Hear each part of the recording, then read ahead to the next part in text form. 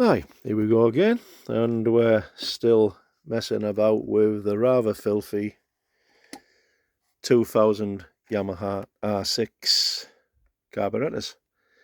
As you can see,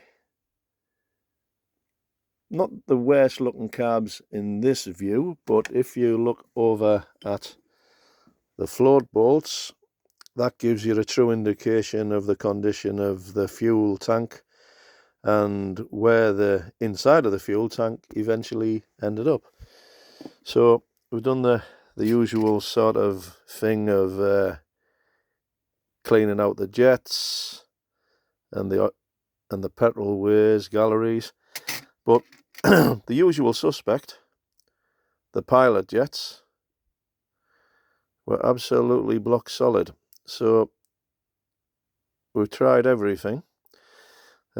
Needle files, these are a good thing. They're usually used in fabrication or engineering workshops for cleaning out oxyacetylene burning torch and welding torch tips.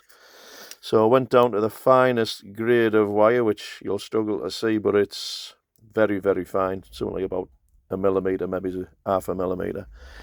And I tried to get them to pass through the pilot jets. Now the pilot jet has one main hole, which obviously sucks fuel up into the combustion chamber, which then ignites, and then you get your tick over set up. So it runs usually on pilot jet, main jet, and then full bore. That's when your flaps are wide open and you're breaking the speed limit going down His Majesty's highway. Well, in the UK, that is. So eventually I tried everything on this. We tried the trusty boiling your carbs, and then I used Bob's gas blow lamp to heat up the jets to get the crud or the waxed varnish affair that becomes after leaving your petrol in your petrol tank for 10 or 15 years, like this R6, turns into a thing which we call varnish. Now, I haven't got any to show you, but it's basically that inside them. And we couldn't get them out. So I had to resort to something I wouldn't normally do. The needle file wasn't doing any good. So when I was in California a few years ago, my good mate and chum Clay Foster of Manteca, or Mantuica as we call it, because it's full of junkies. Basically, I bought this rather funky drill kit, engineer's drill kit would call it, and it's got all sorts of lovely funky drills in it. So, and it goes down to, what is it, 0.04 of an inch, which is ideal for getting the crud out of your needle jet. Now, obviously, my lovely DeWalt,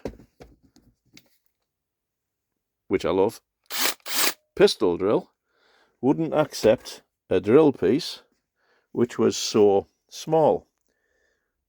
So luckily enough, I had a vise. So the vise was brought into play, and I did the first 3 pilot jets, and now I'm doing the remaining one. So just gently rotating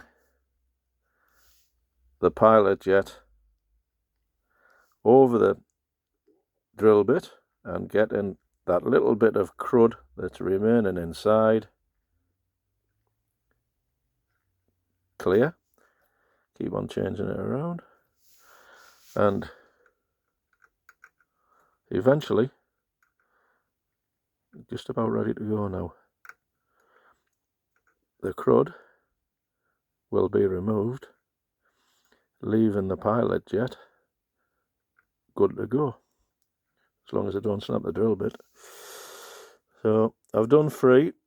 This is the last one. Obviously I'm struggling because I'm trying to do this with